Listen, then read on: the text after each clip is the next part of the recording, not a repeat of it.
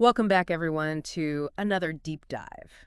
This time, we're exploring something, well, it's both familiar and a little misunderstood. Oh, yeah, you're talking about homesteading, right? Right, homesteading, and I gotta say, it's way more diverse than people think. It really is. A lot of folks just picture a big farm out in the boonies. Exactly. But you can homestead in an apartment, a suburb. It's not about the where. It's the mindset, the skills, really being connected to where your food and resources come from. I love that. So for anyone listening who's like, wait, I live in a city, can I do this? The answer is Absolutely. Even if all you have is a windowsill, you can start growing herbs, sprouting seeds. That's homesteading. So we're going to cover it all today, from super simple stuff to some advanced techniques for those. Who were already, knee-deep in chickens and compost. Exactly. But before we jump into like specific how-tos, let's define what we mean by homesteading. Right, because it is such a broad term. Essentially, it's about self-sufficiency, connecting with your food, but that looks different depending on. On your situation, your goals. Like, are you trying to be 100% off-grid or just reduce your grocery bill? Yeah. So it's a spectrum. You can have rural homesteads, suburban, even urban homesteading is a thing. And we'll touch on all of those today to give folks ideas no matter their setup. Right, because, you might be surprised what you can achieve even in a tiny apartment. Okay, so someone's listening, they're intrigued, maybe a little overwhelmed. Where's the starting point? Planning. You got to plan before you buy seeds, chickens, whatever. Figure out your WHY. Oh, that's so important. What are you hoping to get out of homesteading? Food, sustainability. Once you've got that clear, then you research your local climate, what grows well. Don't plant mangoes in Maine. And there's so many resources out there, local co-ops, online forums. YouTube is a gold mine for this stuff. Absolutely. Find your community. Yeah. Because learning from others' experiences is invaluable. Right. Avoid those newbie mistakes. So, planning research, then comes the actual skills. There's a lot to learn. Yeah, gardening's the foundation, but then there's food preservation. Canning, drying, fermentation. Oh, fermentation is so cool. Making your own sauerkraut, pickles, it's like magic. And it extends your harvest, right? Yeah. So you're not just eating tomatoes for 2 weeks in August. Smart. Then there's well, things get pretty hands-on. Some basic carpentry is helpful. Yeah, building raised beds, maybe a chicken coop if you're going that route. Makes you a jack of all trades. But what if you don't have time or money for classes? How do you learn all this? Bartering. Trade skills with neighbors. Maybe you bake bread. They teach you carpentry. Love that. Also, tap into older generations, grandparents. They often have so much knowledge. It's like a living library of homesteading wisdom. Don't let that fade away. Totally agree. But it's not just skills. There's this whole mindset shift that comes with homesteading. You hit the nail on the head. You Yeah. become way more aware of your consumption, your waste. Like suddenly you're composting everything, trying to reuse things. It changes your perspective, Yeah. It's a more conscious, intentional way of living. You're in tune with the natural world. which is so powerful, especially in our modern world that's so disconnected from those rhythms. And that brings us to the less glamorous side. Homesteading is not always easy. Oh, yeah. We got to talk about the challenges because everyone hits roadblocks at some point. The biggest one for beginners, overwhelm. There's so much to learn, you feel like you need to know it all. I've been there. It's like, do I start with chickens, bees, or build a greenhouse? Hey. And that can paralyze you. So remember, you don't have to do everything at once. Start small, pick one project, master it, then move on. Don't compare yourself to, like, homesteading Instagram. Exactly. Everyone's journey is different. Focus on your goals and what's realistic for you.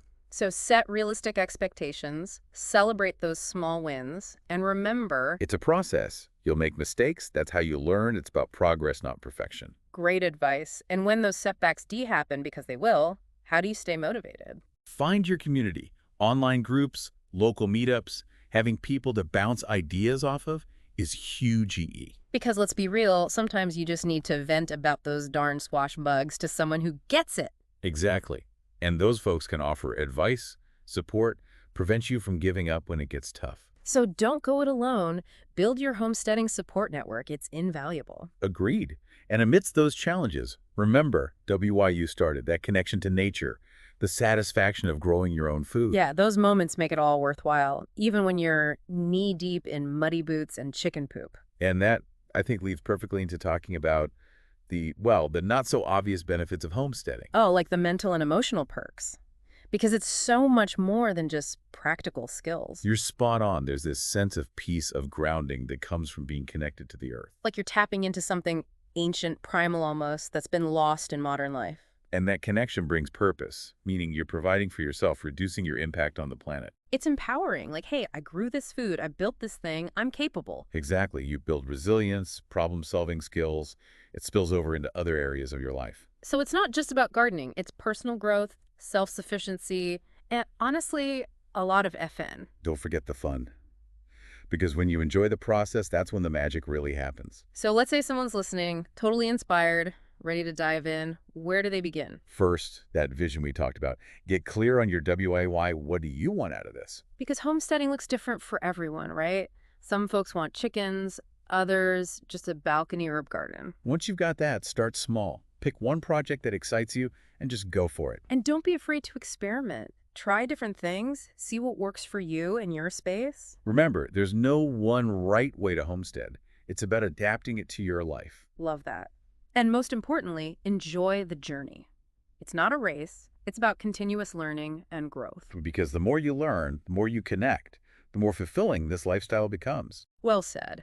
So we've covered a lot in this first part of our deep dive, but we've only scratched the surface. There's so much more to explore, so make sure to stick around for part 2. We'll get into some Nitty-gritty details, specific techniques, and I can't wait to share some inspiring stories. stories of people who are really making homesteading work for them, no matter their circumstances. So grab a notebook, get comfy, and we'll be right back after a short break. You know, we've been talking a lot about those just getting started, but even seasoned homesteaders, they face challenges too. Oh, absolutely. Those challenges evolve as you gain more experience, right? Like you're not a newbie anymore, but New hurdles pop up, definitely, and one that gets a lot of folks is the comparison trap. oh yeah, social media can be a killer for that. You see these picture-perfect homesteads and think, Why doesn't my garden look like that?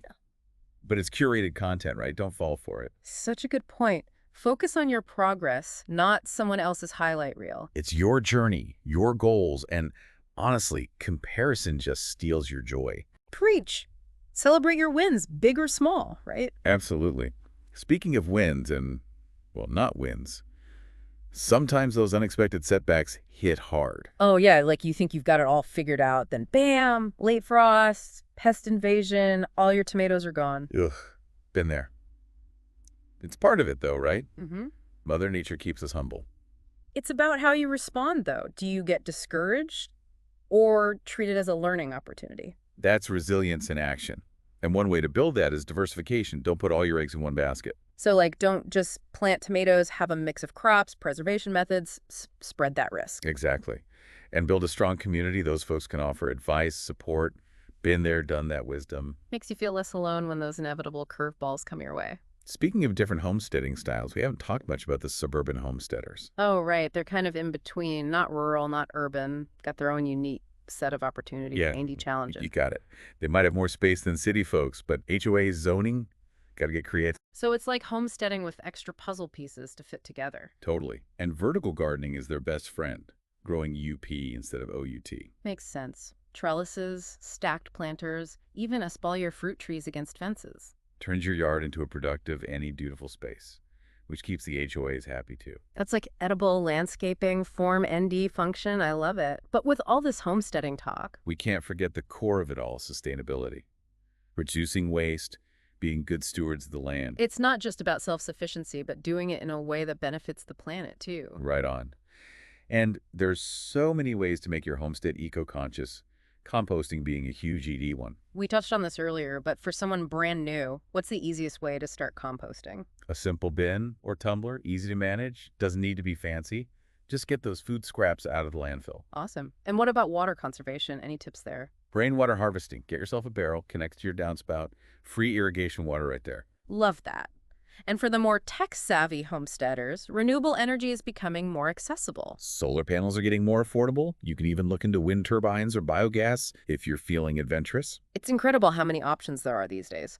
But beyond the practical stuff, I'm curious about the... The deeper impact. Yeah. Homesteading does something to you mentally and emotional. It really does. There's this connection to nature, a grounding, like you're part of something bigger. You're in tune with the seasons, the rhythms of the earth. It brings a sense of peace. In a world that's so chaotic, that connection is more important than ever. And with that connection comes purpose. You're providing for yourself, making a tangible difference. It's empowering. Like, I did this, I'm capable, I'm contributing. That does wonders for your confidence. You become more resilient, a problem solver. Those skills bleed into other areas of life. So it's holistic, it's self-development disguised as gardening and chicken wrangling.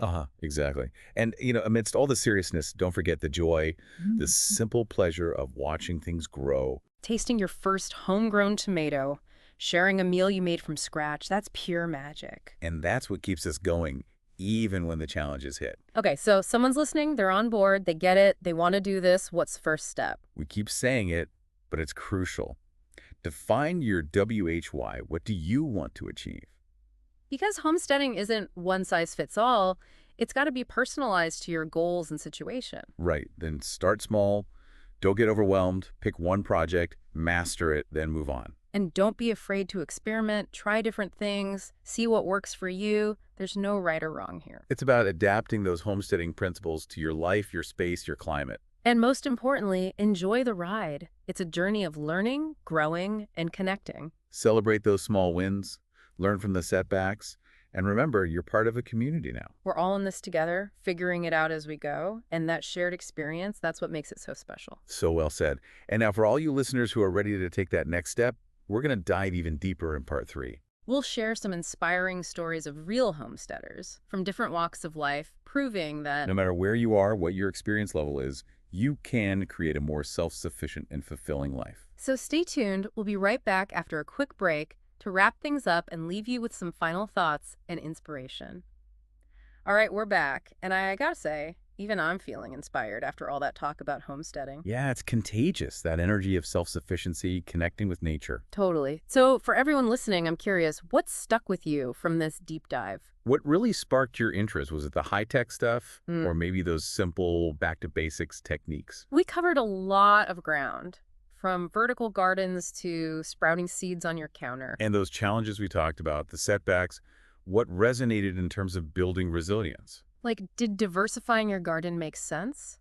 Or the importance of finding your homesteading community? What about those sustainable practices? Composting, rainwater harvesting, did any of those feel doable for you right now?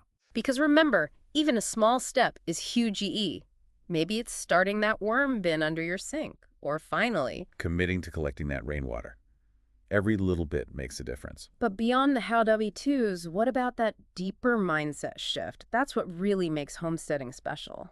Has this deep dive changed how you think about consumption, your connection to nature? The value of self-reliance. That's what we hope to spark, that deeper reflection. Because at its core, homesteading is so much more than just skills. It's a way of life. It's a journey of learning, growing, connecting, and yeah, sometimes getting your hands dirty. But even amidst the challenges, there's this incredible sense of reward, of empowerment. And that's what we want you to take away from this deep dive, that feeling that no matter Where you are, what your experience level is, you can create a more self-sufficient and fulfilling life. So as we wrap up, here's a final thought to ponder. How can you weave those homesteading principles into your life? Maybe it's starting small, maybe it's a big dream for the future, or just that renewed appreciation. For the interconnectedness of all things, that's powerful in itself.